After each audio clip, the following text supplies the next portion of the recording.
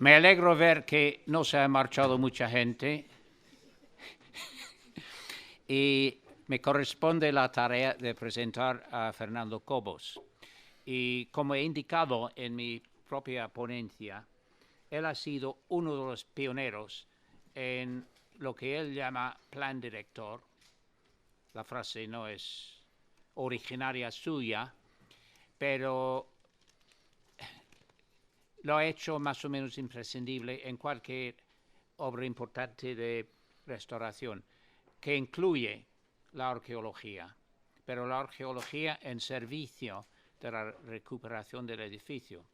Fernando Cobos ha sido alumno destacado de la Escuela de Arquitectura de Valladolid, bajo la tutela de Javier Rivera, y ha participado en la recuperación de conjuntos importantes como la Morte de Medina del Campo, la Muralla de Ibiza y el Castillo de Fuensalida como sede de la Junta de Castilla y León. También se ha dedicado a escribir obras históricas como la edición de la obra de Escrivá, gracias, y entrar plenamente en la educación a nivel de posgrado. Y cuando tengo que hacer frente a la tarea de presentarle, tengo que robar una frase, no es mía, pero le cabe perfectamente. Para presentar a Fernando Cobos, tengo que decir que francamente es impresentable.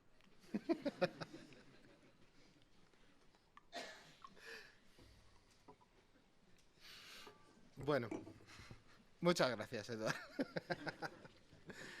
Bien, esto de dar la conferencia marco, la ponencia marco, tiene la ventaja de que voy a hablar un poco de todo, pero no puedo hablar demasiado de todo, porque va a haber gente que va a hablar en profundidad sobre muchos de los temas que yo voy a introducir aquí.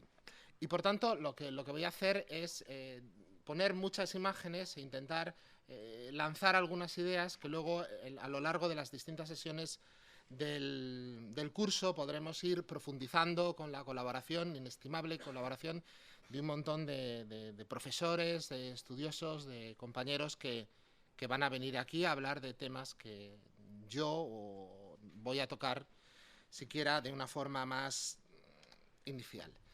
¿Por qué planteamos un estudio transversal? Porque entendemos que la arquitectura, y especialmente la arquitectura defensiva, no puede ser entendida, y el gran problema que ha tenido siempre, es que no puede ser entendida solo desde una disciplina. Porque al final no pertenece a ninguna disciplina. No se puede decir que el estudio de la arquitectura defensiva sea un problema de historia de la arquitectura, o de historia del arte, o de historias secas, o de arqueología, sino que al final corresponde a el puzzle que uno tiene que construir a partir de múltiples lecturas que no siempre han estado bien relacionadas.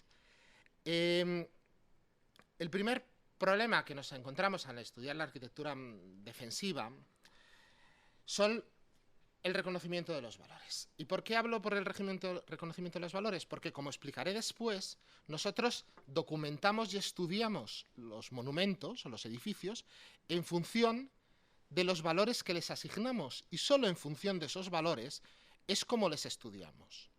Es decir, si reconocemos un valor paisajístico, lo veremos, entendemos que ese es nuestro valor. El primer valor que tiene la arquitectura defensiva, y que está expresamente contado en el decreto del 49, pero que ya estaba evidentemente anteriormente, es el paisaje. Es decir, la impronta del castillo en el paisaje, pero una impronta que tenía un carácter pictórico, incluso de un carácter romántico. Hay una variante del paisaje que es la impronta de la ruina. Es decir, la idea romántica del castillo es el castillo en ruina. Pero como bien explicaba mi querido amigo profesor Edward Cooper, nosotros en España tenemos la suerte de tener ruinas de verdad es decir, de las que se terminan cayendo. Otro aspecto importante del paisaje que no está expresamente contado en la primera documentación es el paisaje y el territorio. El paisaje, los castillos aparecen en un territorio en función de límites reales. La frontera de Aragón, el castillo de la Raya, está porque por mitad de esa iglesia pasa la raya que separa Aragón de Castilla y hay una pila bautismal donde los que se bautizaban pertenecían a las dos coronas, o límites artificiales como el castillo de Montealegre en el límite de la provincia de Valladolid con Palencia, ¿no? Y evidentemente el paisaje nos lleva al territorio, porque el paisaje también está explicando cómo se ocupó un territorio, cómo se distribuyeron las torres a lo largo de un valle en la Sierra del Madero, o cómo las atalayas islámicas surgen para controlar el castillo cristiano, que es anterior, de Osma, y todas ellas conforman un paisaje, un territorio cultural que nosotros entendemos. El otro valor reconocido en el decreto del 49 es porque los castillos son testigos de las gestas de nuestros antepasados. Esto de las gestas de nuestros antepasados está bien. Es decir, que los castillos tenían valor porque allí se celebró la batalla de Calatañazor o por allí pasó el Cid campeador. También es verdad que la mayor parte de los castillos que hoy están en la ruta del Cid no estaban construidos cuando el Cid pasó por allí, y que estos valores históricos asociados a los castillos a veces, sobre todo con la fortificación más moderna, pueden ser negativos, como le ocurre al castillo de Montjuïc, y como nos recuerda la historia de los habitantes de Amberes derribando la ciudadela española, los habitantes de Astorga derribando el castillo señoril de Astorga, o los pamplonicas todos felices con banda de música y gigantes y cabezudos derribando las murallas de Pamplona. Otro componente interesante es el tema estilístico. Esto es un problema con los castillos. Cuando yo empecé a leer estas cosas, y Eduard también, antes del libro de Eduard, el castillo de Peñafiel era un ejemplar del gótico lombardo alemán. Eso ponía el catálogo monumental. Y yo decía, gótico, bueno, mediados del 15, aceptemos gótico.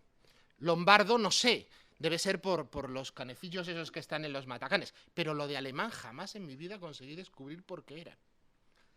Claro, el problema fundamental de la ascripción estilística de la fortificación es que, mientras que todos sabemos reconocer una iglesia gótica, diferenciarla de una románica, tendríamos serios problemas para saber por qué Montalbán es gótico y Madrigal mudéjar, por qué Segovia es gótico y la torre del homenaje del Castillo de la Mota mudéjar. Y como documentamos en función de lo que valoramos, nuestra percepción de la arquitectura militar era básicamente esto: un grabado pintoresco que reflejaba muy mal, francamente mal, cómo era el edificio, con una nota abajo que dice: donde hizo testamento y murió doña Isabel la Católica. Eso era el Castillo de la Mota, el lugar de las gestas de nuestros antepasados.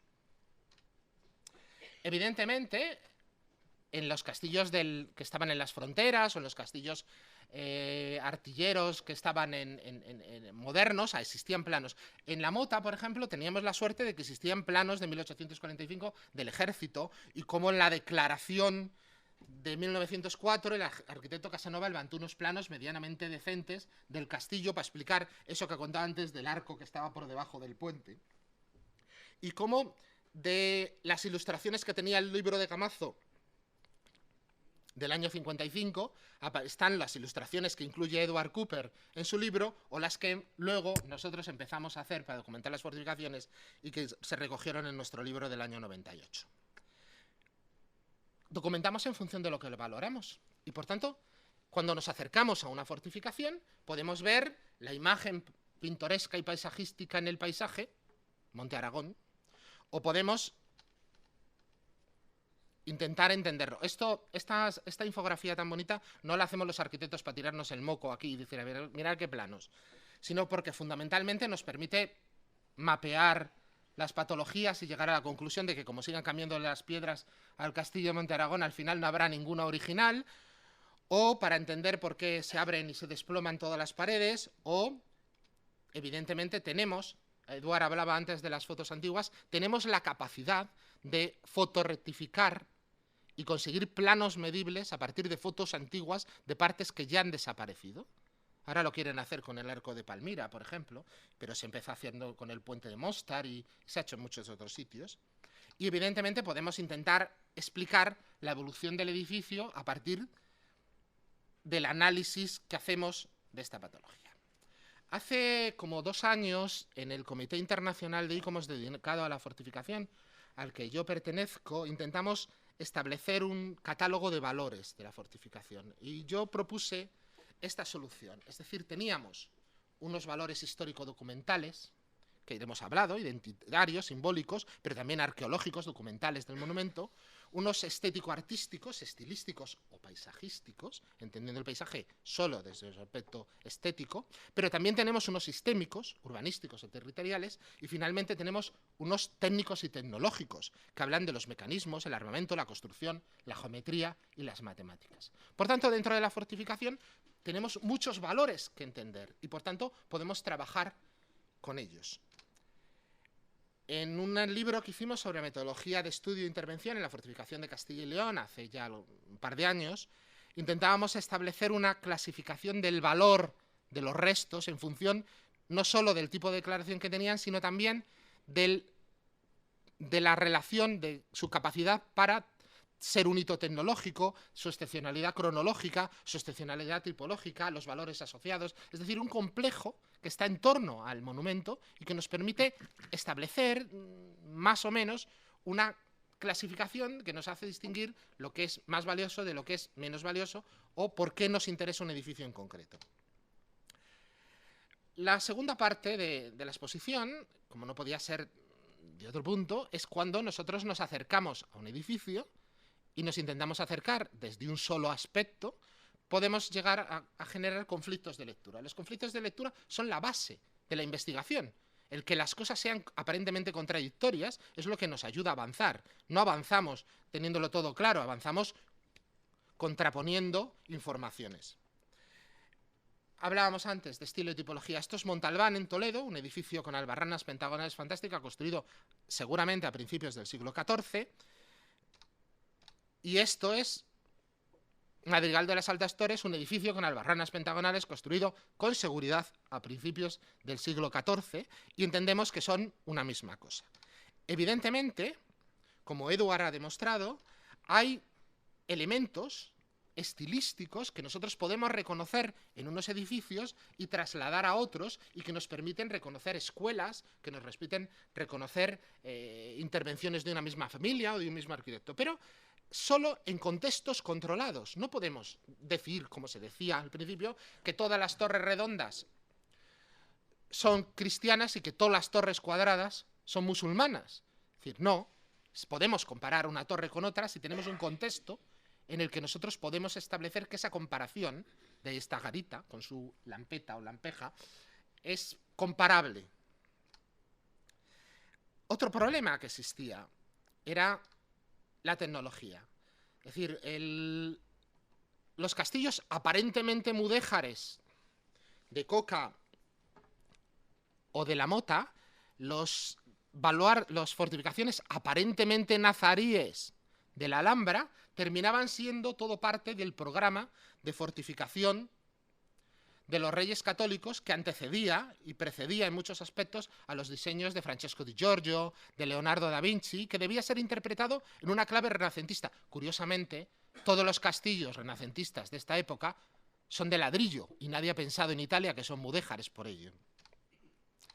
Y podríamos empezar a comparar Coca con los dibujos de Giorgio o el castillo que hacen los reyes católicos en Salsas, al norte de Perpiñán, en 1497 con los dibujos de Leonardo, o los diseños de Ramiro López en la Alhambra de Granada con Durero. Por tanto, teníamos que abrir, no podíamos cerrarnos. No, ya sabemos que el que construye este baluarte se llama Abraham de las Maderas y era un alarife nazarí que pasó al servicio de los reyes católicos. Pero eso no convierte al baluarte en un edificio nazarí. Y si nos damos una vuelta por esto, salvo por las almenas características, sería difícil distinguir lo que es italiano de lo que es español. Y es lógico que sea difícil, porque todo pertenece al mismo proceso. Eso que hace que la mota, que granada, que coca o que salsas deban ser leídas en conjunto. Otro problema que tenemos es cuando intentamos asignar una cronología o una tipología a un edificio aislado del lugar en el que se encuentra. Si la Torre de Noviercas tiene un arco de herradura, es evidentemente un edificio islámico. Ya, pero el problema es que al lado de la Torre de Noviercas hay otras 25 torres que son exactamente igual que Noviercas y donde no siempre hay un arco de herradura. Y como veremos después, cuando hablemos de sistemas, mañana por la tarde, pertenecen a un sistema que debe ser entendido en conjunto. Y no me vale una explicación para una torre, necesito una explicación para las veintitantas. Y si no, la explicación no es buena.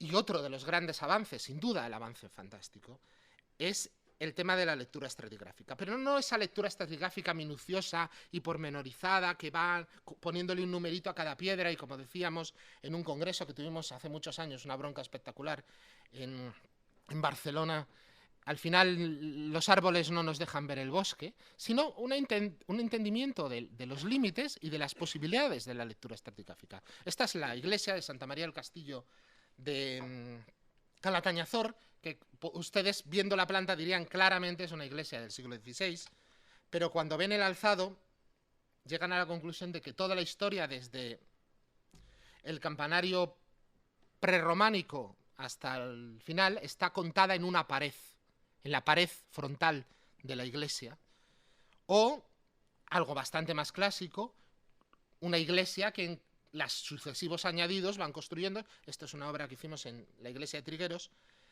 en la que a partir de una iglesia románica con sucesivos añadidos de distintas épocas. Vale, en arquitectura militar la cosa es todavía más complicada porque esto es Berlanga de Duero. Y cuando nosotros vemos las fuentes documentales sabemos que Fernando I toma Berlanga y que los musulmanes abandonan la ciudad haciendo butrones en la muralla y se escapan. Con lo cual, ¿dónde están las murallas musulmanas de Berlanga?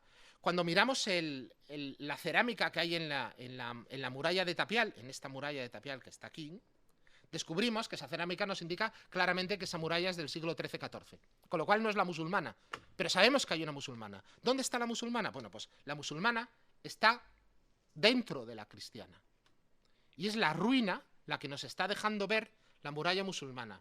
Porque en arquitectura militar, a diferencia de la arquitectura religiosa, cuando un señor obispo quería convertir en gótica su iglesia románica, tiraba la cabecera románica y levantaba una cabecera gótica.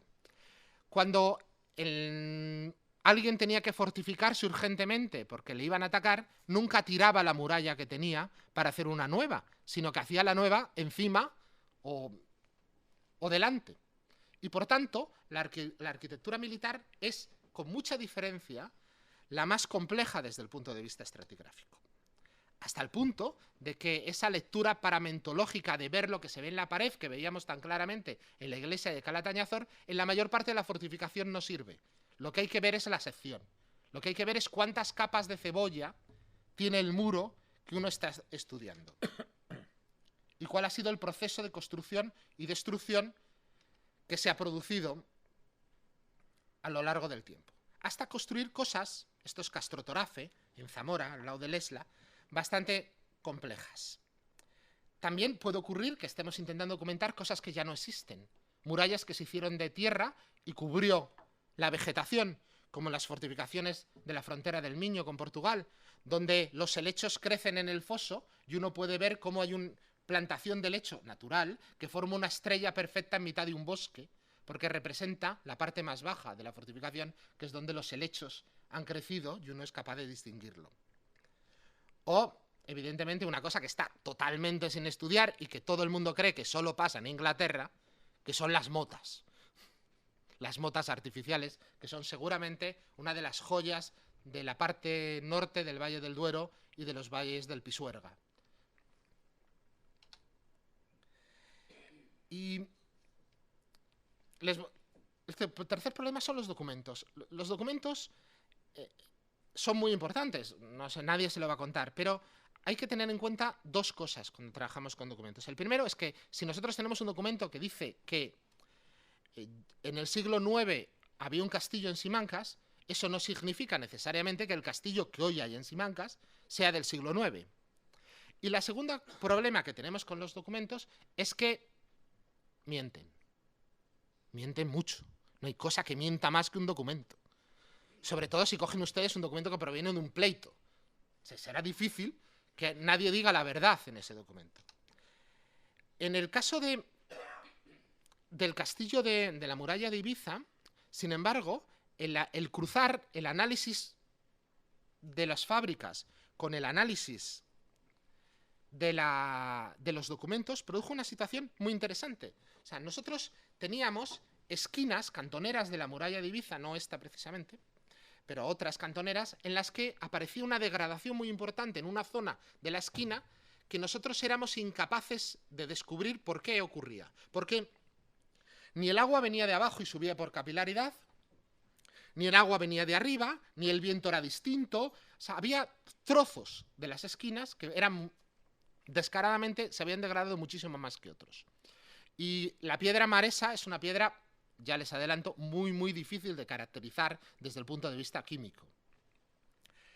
Y la solución la tenía un documento de Simancas, que explicaba que los turcos, que intentaban evitar que se construyera la muralla de Ibiza, atacaban las canteras de la Isla Negra, que es una isla pequeñita que está entre Ibiza y Formentera, y cuando atacaban los turcos, había turcos cerca de la isla, los constructores de Ibiza tenían que abandonar esa cantera y traer la piedra de otra cantera de tierra adentro, que era de mucho peor calidad.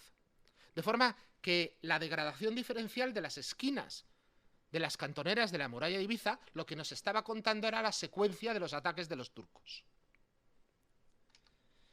En el castillo de Ponferrada, Eduard lo sabe bien, y hay una frase de Eduard que no he copiado, pero que viene a decir que la incertidumbre sobre el estudio de Ponferrada se debe fundamentalmente a la ignorancia de los que se han acercado, que prefieren la mitificación. Todo el mundo sabe que Ponferrada es un castillo templario.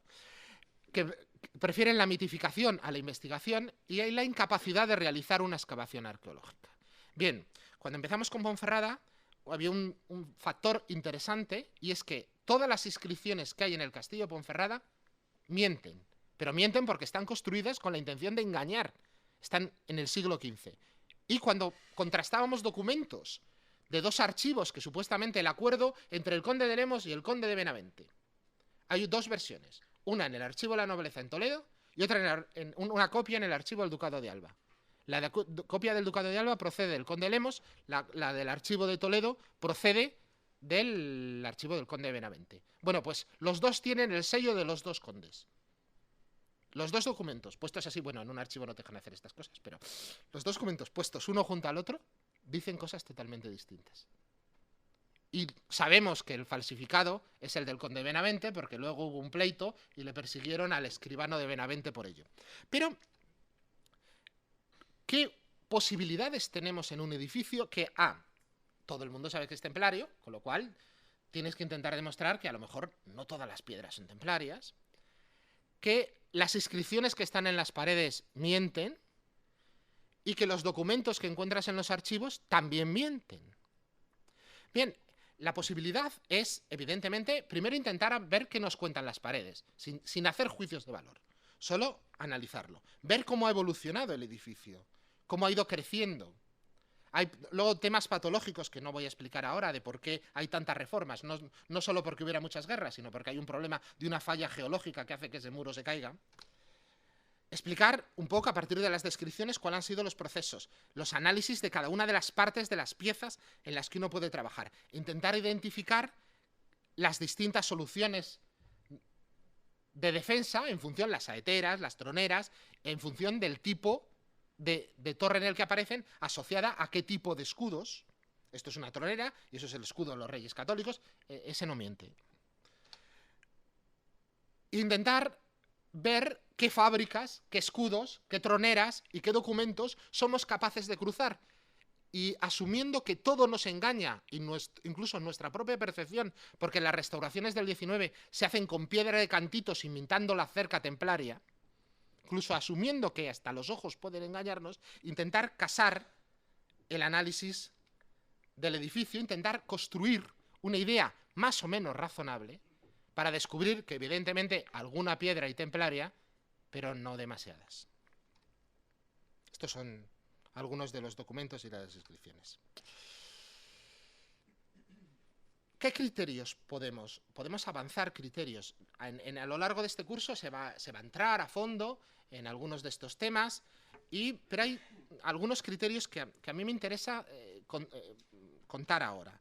Bueno, la estratigrafía arquitectónica, todos sabemos que ha llegado a algunos niveles realmente interesantes de ponerle miles y miles de unidades estratigráficas en que cada revestimiento, cada retoque, cada modificación termina siendo una unidad estratigráfica, pero uno de los planteamientos que se ha hecho, y va a haber dos ejemplos en este curso, en la conferencia de Camila Mileto, que es un poco, se desvía un poco de la ortodoxia de la lectura que defienden otros arqueólogos, y la lectura que se hizo en Pambre, van a explicar un poco hasta qué punto podemos hacer análisis estratigráficos a partir de lecturas muy básicas, de etapas constructivas, de análisis un poco más complejos, o incluso de procesos constructivos, como este que hicimos en San Pedro de la Tarce, para explicar en qué orden se colocaron las cajas de tapial dentro de una fábrica aparentemente homogénea de tapial. Y cómo esta estratigrafía básica, una lectura cualitativa, una estratigrafía natural, de física, de procesos, o una estratigrafía artificial, es decir, eso que los arqueólogos entienden muy bien la diferencia entre estratigrafía natural y estratigrafía artificial, pero también se puede aplicar al edificio. Yo puedo separar los quicios de las ventanas de las fábricas a las que están trabadas y darles un número distinto, aunque luego sepa que es lo mismo.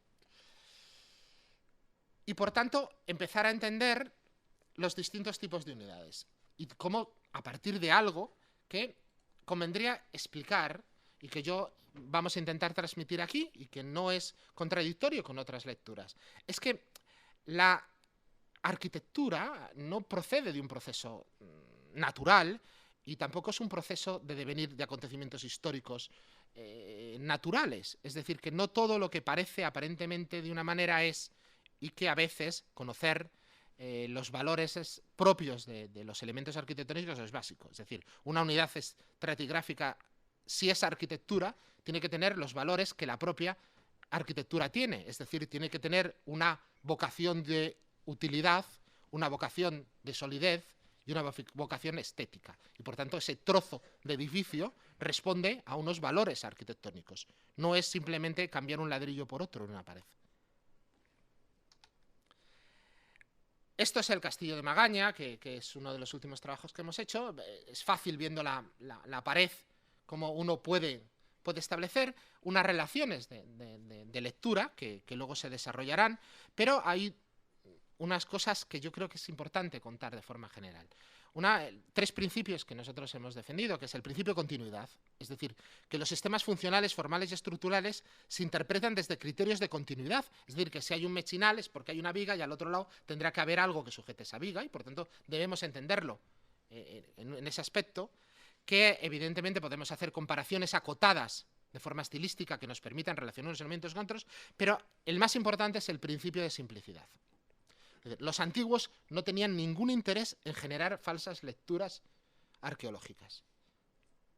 No hacían cosas muy complicadas y las podían hacer fáciles. Es decir, que si aparece algo que no entendemos, este adosamiento tan sumamente extraño que ven aquí en Magaña, es porque pasó algo y ese algo tenemos que entenderlo, no porque quisieran engañarnos. Ojo, las restauraciones sí, Las restauraciones, uno de los principales problemas que tienen las restauraciones es que hacen permanentemente falsas lecturas arqueológicas.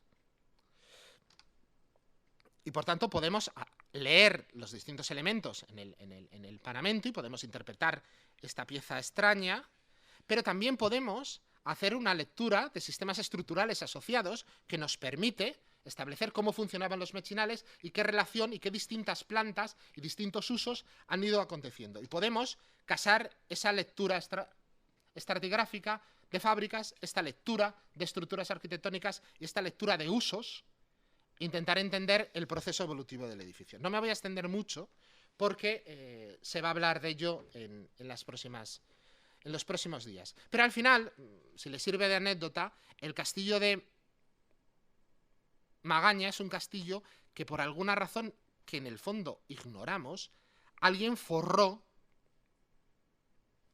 seguramente en el siglo XIV, y produjo ese efecto tan extraño de que los cubos prácticamente desaparecen porque les cogen con los muros laterales, pero que cuando le cargan en el siglo XV, al tener dos muros distintos que no traban entre sí, se produce en todo el relevante del XV una inmensa grieta que abre todo el castillo por la mitad. Y por tanto, al final, y esto es un dato importante, la lectura estratigráfica también es un método de diagnóstico. Si entendemos cómo se construye el edificio, somos capaces de entender por qué le pasan lo que le pasa y los problemas estructurales y patológicos a los que nos enfrentamos. Y con todo ello, al final, podemos llegar a releer un edificio. Este es el castillo de Osma. El castillo de Osma era un edificio verdaderamente extraño que empezamos a estudiar a partir de un plan director y nos dimos cuenta que teníamos un castillo primitivo. Volvemos a los documentos. En el 912, 12 creo, 12-16, ahora lo dudo, tengo chuleta por aquí. Abderramán III arrasa el castillo de Osma. Bueno, castillo había. Pero en el 930, Abderramán III intenta 31. Es que los años árabes y los años cristianos no coinciden. Ya veis esos bailes. Abderramán III vuelve a atacar y en el castillo se refugia Ramiro II de León. Y Abderramán no se atreve a atacar el castillo y sabemos que entre ese periodo, Ramiro II de León, la frontera de León en ese momento está en el Duero, en Osma, en Soria, ha construido un castillo. Un castillo que, esto es interesante, parece que le faltan trozos y que se adosa. Es decir, las fábricas más antiguas que tenemos se adosaban sobre algo que ya no está. Y cuando empezamos a analizar el edificio nos damos cuenta que hay dibujos y pinturas en la catedral donde aparecen torres que ya no están. Y que en un castillo que ha sido razonablemente poco expoliado, han desaparecido justamente unas piezas sobre las que nuestro primer castillo conocido, no el conocido, es decir, el del 930, el de Ramiro II, se adosa. La hipótesis que hacemos es que hay un primer castillo que estaba construido, no sé qué conocen ustedes las fortificaciones que hacían los bizantinos sobre las ciudades romanas cuando fortificaban un foro. Cogían los sillares romanos y los apilaban sin argamasa y construían unos castillos de sillares romanos. Enfrente de Osma está Uxama, una ciudad romana fantástica de la que suponíamos que habían salido las piedras. Y suponíamos que habían salido las piedras porque, si no porque iban a robar solo esas piedras y no todas las otras. Tenía que haber una razón para que nos robaran dos torres y no nos robaran el castillo completo. Este es un poco el estudio. Esto que ven en rojo es la obra de Ramiro II. Esto seguramente sea un añadido que hace Almanzor para forrar una torre que no está. Y esto es un añadido que por el tipo de aparejo podría corresponder a la época ya de Fernando I. El castillo de Ramiro II tiene un sistema de saeteras absolutamente espectacular que están vinculadas a la trayectoria del cerro. El cerro tiene una pendiente de subida de más o menos 45 grados y las saeteras están perfectamente y tienen unos canales, es decir, están construidas, son saeteras bajas, lo cual es absolutamente excepcional, y son saeteras que en algunos espacios se llaman de espuela, es decir, que tienen un canal, un conducto muy estrecho para que salga la flecha, aunque luego la mirilla hacia arriba. Mejor la foto, ¿verdad? Aunque luego la mirilla hacia arriba es más alta, pero más estrella para que no la pueda invocar el enemigo. Eso solo haces si van a venir a por ti con miles de arqueros, cosa que efectivamente el ejército de Abderramán III podría haber hecho. Y que además, curiosamente, y luego lo veremos, en el siglo XIV son completamente enterradas porque allanan todo el espacio para construir las dependencias domésticas del castillo señorial del XIV, castillo del obispo. Cuando hacemos la excavación, empiezan a aparecer, estas son las casas del 14, del castillo, y esas son las saeteras del 10 allá abajo. Y no les explicaré lo complicado que es intentar desescombrar un castillo, pero a medias. Pero tiene su miga y su interés. Pero hay una cosa muy interesante, cuando empezamos a excavar en las torres que no están, empezamos a encontrar esto. Hay algunas piedras romanas sin argamasa colocadas en la base. Y lo que es más divertido, empezamos a encontrar esto. Y al mismo tiempo encontramos unos documentos que dicen que para construir los cimientos de la torre de la Catedral del Burgo de Osma en el siglo XVIII, finales del XVII, se utilizó piedra del castillo. Y sacaron no sé cuántas carretadas. Y evidentemente, como no eran tontos, ¿qué piedra se llevaron? La piedra romana, que no tenía argamasa entre ellas, que era la fácil de coger. Pero se ve que en un momento determinado ya tenían piedras suficientes para los cimientos y dejaron apiladas aquí las piedras que iban a cargar para llevarse a la catedral. Esto dio un debate muy interesante, y es muy interesante con lo que hemos hablado de la estratigrafía. Cuando aparecieron esta colección ingente de piedras maravillosas de las antiguas torres, la gente que lleva, los responsables de la excavación de la ciudad romana de Uxama, nos dijeron, claro, esas piedras son romanas, son de nuestro yacimiento. Dijimos, no, las piedras fueron romanas. En el siglo X pasaron a ser las piedras del castillo condal y ahora son la cantera de la Catedral del Burgo. Por tanto, la cronología de la piedra, que por otro lado tiene varios millones de años y nos ponemos serios, no depende necesariamente de eso, sino que es algo bastante más relativo que nosotros tenemos que ser capaces de entender. Y por tanto, y como hay una parte de intervención en este curso, del estudio necesariamente tenemos que llegar a los criterios de intervención. Y hay una reflexión que supongo que todos hemos hecho. Es decir, los castillos han sido como la Cenicienta de la restauración en España, pero sin embargo, los castillos son la clave de los grandes debates sobre la restauración histórica. O sea, Viollet-le-Duc con Pierre Fons, ay Dios mío, la Torre Filarete de...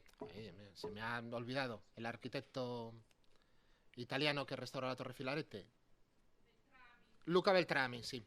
Luca Beltrami y por supuesto Castelvecchio de Scarpa. Es decir, son casi como los tres hitos de la historia de la restauración.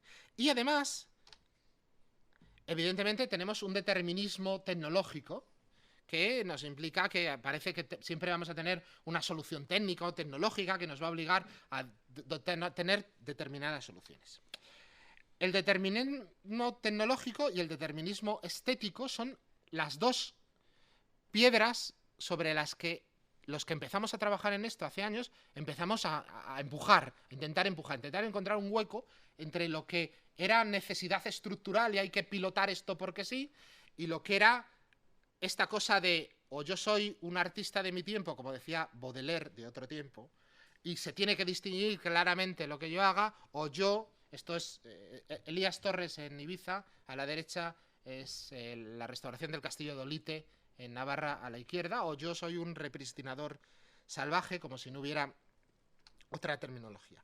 O como el uso de los materiales, o incluso sin necesidad. Esto es una restauración de un colega en Burgos que utiliza piedra caliza, pero la utiliza con este código, y esto es una restauración nuestra. Por cierto, ahora está muy de moda esto de reconstruir torres a medio caer y a ver qué se hace. No sé si están ustedes al loro de los foros. Esta es una reconstrucción que tuvimos que hacer de una torre efectivamente hundida y desmochada en el castillo de Trigueros del Valle, usando las mismas piedras que sacamos del escombro, y como intentamos que lo nuevo, y solo levantamos hasta donde era necesario, se podía ejecutar. Y como por tanto no es un problema de materiales, es un problema también de un planteamiento. Es decir, existen términos intermedios. Esto es la utilización interior, me extenderé. Claro, evidentemente tenemos otro condicionante. Acabo de decir que en una fortificación la ruina es una fuente de conocimiento. Entonces, cuando uno restaura la ruina, tiene que plantearse que también puede estar tapando ese conocimiento. Hay en las fortificaciones un condicionante todavía más interesante, que es que cuando la ruina no es ruina, sino que son heridas de guerra. Es decir, las heridas de guerra en una fortificación son parte de la historia de la fortificación. Las voladuras que hicieron los ingleses en el fuerte de la Concepción no están en cualquier sitio ni se hicieron de cualquier manera. Nos están contando mucho de la tecnología y de la forma de defensa de la época, en este caso, de las guerras napoleónicas. Los impactos de la artillería de la ciudad de Medina contra la torre del Castillo de la Mota nos están hablando, no son rotos. Evidentemente hay que rejuntar la torre porque puedes meter la mano entre los ladrillos y se cae, pero los impactos de artillería no son rotos. Y por tanto, cuando nos enfrentamos a la ruina, existen determinados condicionantes que han generado distintas trayectorias. Esto es un castillo galés volado por Cromwell, si no me equivoco, y restaurado para que quede claro, evidentemente las torres de natural así no se quedan y así no se sujetan. Es decir, que ahí hay mucho misterio debajo de esa torre para que esté ahí tan mona que parece que está a punto de caerse. Esas son las ruinas de mentira que decía Edward Cooper. Pero, por ejemplo, cuando excavamos el foso del Castillo de la Mota, nos aparece esto. Y esto resulta ser el muñón de la torre, de esta torre, que en la Guerra de la Independencia le pusieron una carga, salió volando y aterrizó ahí de pie. Perdón. Y cuando en 1913 Teodosio Torres tiene que arreglar la esquina del castillo, dice, yo voy a hacer una torre aquí, porque claro, es lo que pide, porque además es una esquina inestable, tal, pero se da cuenta que tiene una torre aquí, la nueva, y tiene otra torre ahí, que es la vieja, que levantaba bastante más de lo que levanta ahora. Y si se fijan ustedes en esta hendidura de aquí, esos son barrenos, porque lo que hace Teodosio Torres dice, no puede haber dos torres, y como ya ha puesto la restaurada en su sitio, la vieja que está afuera, lo que voy a hacer es la vuelo, y la desmuele hasta donde estaba relleno el foso, justo, para que no hubiera dos torres. Un castillo con dos torres no tenía sentido. Claro, ahora nosotros lo vemos con ciertos entendimientos, esto a lo mejor no, ya, pero esto es Rosas.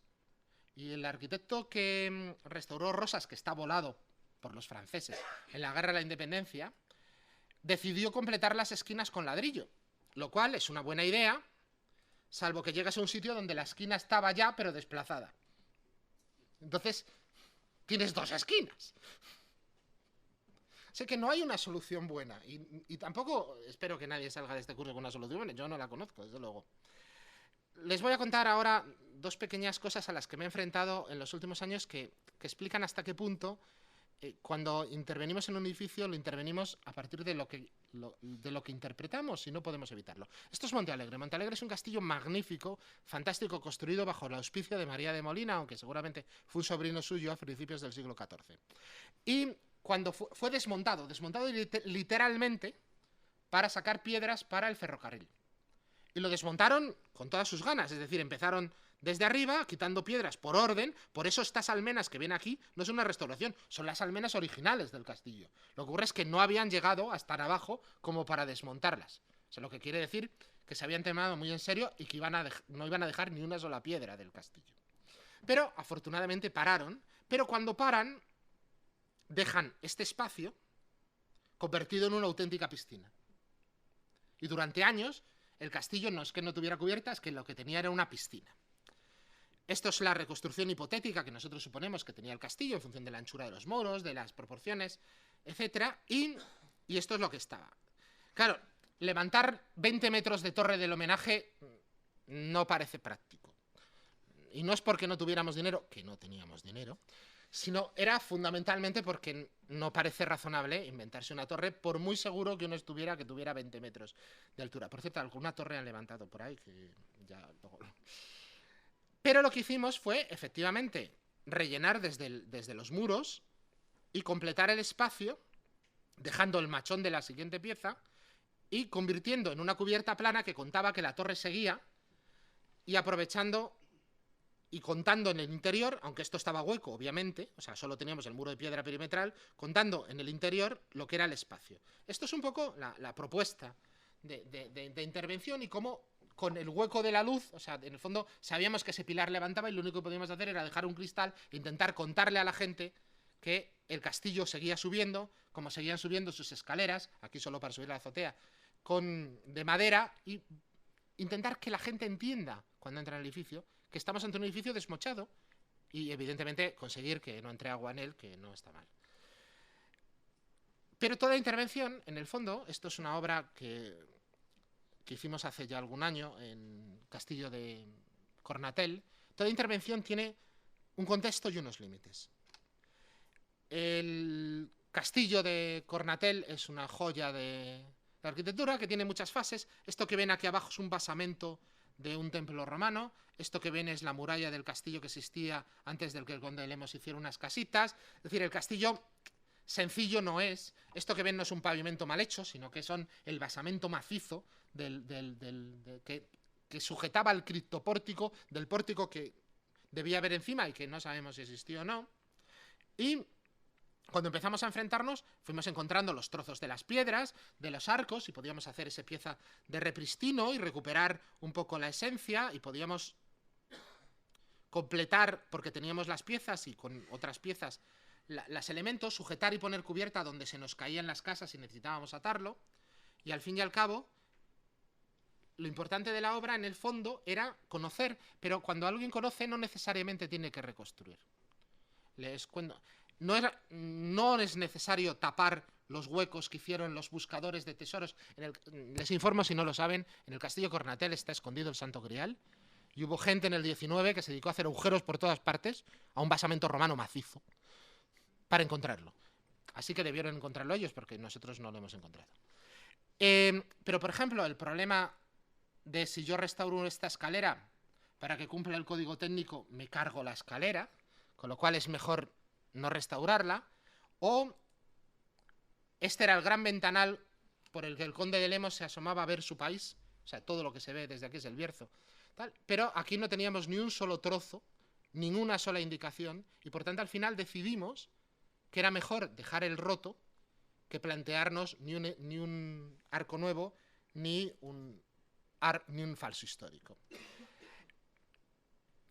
Esto es una reflexión sobre el Castillo de la Mota, que ha salido de aquí y que nos indica hasta qué punto nuestra percepción de los edificios. Esto es la Mota, después de que en la Guerra de la Independencia volaran el baluarte central y el ayuntamiento diera permiso a los vecinos para llevarse ladrillos de las almenas.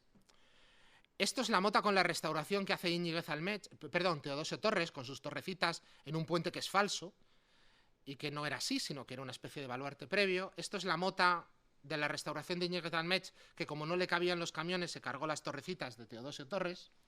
Y esto es la Mota después de que nosotros excaváramos y sacáramos la planta del protobaluarte que había delante de la puerta, con sus dos puentes desenfilados, y lo levantáramos justo y exclusivamente hasta donde necesitábamos apoyar el puente, porque efectivamente al castillo tenemos que entrar. Pero al final, los edificios que nosotros vamos a interpretar, que vamos a estudiar, no son algo fijo que ocurrió en el siglo XIV, sino resultado de largos y complejos procesos de poner y quitar. Y si nosotros solo conociéramos esta foto, sin conocer las otras cuatro, seguramente podríamos llegar a conclusiones verdaderamente equivocadas. Por tanto, nuestra misión es intentar verlo todo no lo vamos a poder ver, pero sí intentar acercarnos desde todas y cada una de las fuentes posibles y luego obrar en consecuencia, pero también como arquitectos, con la mayor de las prudencias. Muchas gracias. Eso es todo.